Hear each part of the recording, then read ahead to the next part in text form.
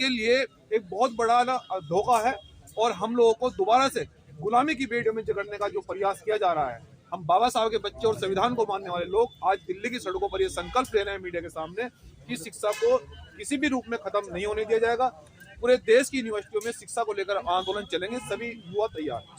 आपने कहा दिल्ली में कूच किया जाएगा, चारों तरफ से घेरा जाएगा। हाँ, सब पूरी, मैं कह रहा हूँ कि पूरे देश का युवा जो है ना वो दिल्ली में पहुंचेगा और फिर यूनिवर्सिटी को चारों तरफ से घेरा जाएगा और फिर यहीं बैठेंगे। देश के अंदर बड़ा आंदोलन शिक्षा के लिए होने जा रहा है। उसके लिए बड़ी तैयारी हो रही है। हाँ, उसके लिए बड़ी तैयारी हो रही है। हम चाहते, देखिए मैं फिर से वही बता रहा हूँ, हंगामा खड़ा करना हमारा मकसद नहीं है। हम चाहते हैं कि यहाँ का जो शासन प्रशासन है वो न्याय क्यों नहीं दे रहा है। शायद इसलिए जो यहाँ के जो दोषी लोग हैं वो विदेश में घूम रहे हैं और जो पीड़ित लोग हैं वो यहाँ पर हड़ताल पर बैठे हैं। तो ये कैसा न्याय है, समझ नहीं आ रहा है मेरी। तो इसलिए अगर न्याय नहीं मिलता है तो फिर आंदोलन बड़ा होगा। आप कह रहे हैं हंगामा करना मकसद नहीं है, लेकिन जैसे आंदोलन की हम तैयारी कर रहे हैं उसमें तो हंगामा ही होगा ना। अब आंदोलन क्या रूप ले लेंगे ना आप जानते हैं ना हम जानते हैं। हमारे पास लास्ट रास्ता बचता है जन आंदोलन, क्योंकि बाबा साहब डॉक्टर अम्बेडकर ने कहा कि जब, और बहुत सारे महापुरुषों ने कहा कि जब सड़कें वीरान हो जाए तो संसद आवारा हो जाती है। तो हम लोग यहाँ जनतंत्र में इतने मजबूत हैं, संसद को आवारा नहीं होने देंगे, प्रशासन को आवारा नहीं होने देंगे। यहाँ बैठेंगे, पूरे देश से लोगों को बुलाएंगे, यहीं बैठेंगे। लेकिन अभी तक कहा जा रहा है कि शांतिपूर्वक चलेगा हमारा आंदोलन, अब ताले की बात हो रही है। अब ये अभी तो शांतिपूर्वक। अब एक बात बताइए, देखिए हम लोगों ने प्रशासन को समय दिया है।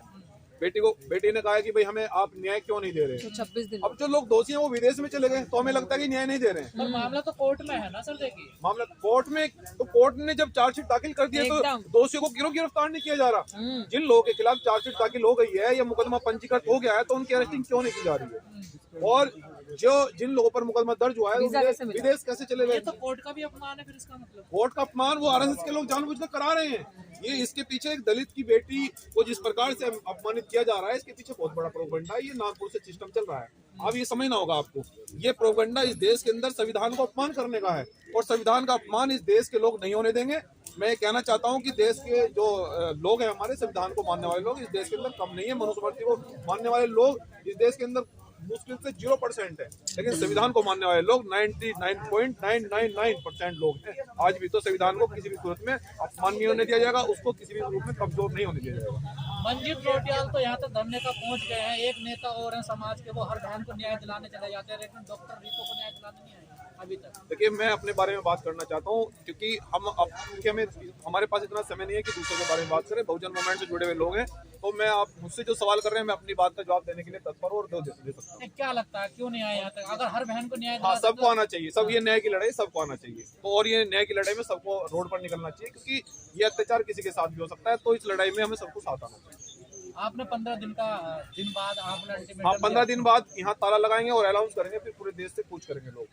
इतना हम लोग अब प्लानिंग कर रहे हैं कि देश की जितनी भी यूनिवर्सिटियां हैं उसमें हम लोग आंदोलन करेंगे। सारे जो स्टूडेंट विंग के लोग हैं, जो छात्र संघ के लोग हैं, उनको तैयार कर रहे हैं कि SC ST OBC के लोग अपने एडमिशन विद्यालयों को लेकर, शिक्षा को लेकर इस क्रांति के लिए वो अग्रसर है। तो राजनेता उनका भी कोई यहाँ पर प्रभाव नजर नहीं आ रहा, क्या वजह? राजनेता कौन है? खासकर अरे अगर राजनेता हमारे होते तो फिर बेटी को क्या इतना दूर बैठ, यहाँ ठंड में बैठना पड़ता, बताइए ना।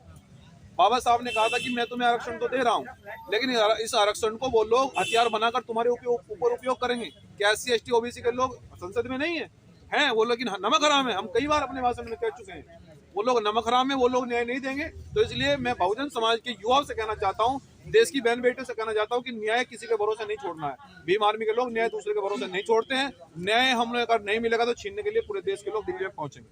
सत्ता के लिए क्या कर रहे हैं आप? सत्ता के लिए EVM का विरोध करने के लिए आज जानकारी मिली है कि EVM के विरोध के लिए भी दिल्ली में 5 जनवरी को एक बड़ा प्रोटेस्ट होने जा रहा है। और उसमें सभी लोगों को हमारी अपील है कि सब लोग पहुंचे, क्योंकि EVM भी देश के लिए बहुत बड़ा खतरा है। 5 तारीख को 4 बजे पटियाला हाउस गेट नंबर 4।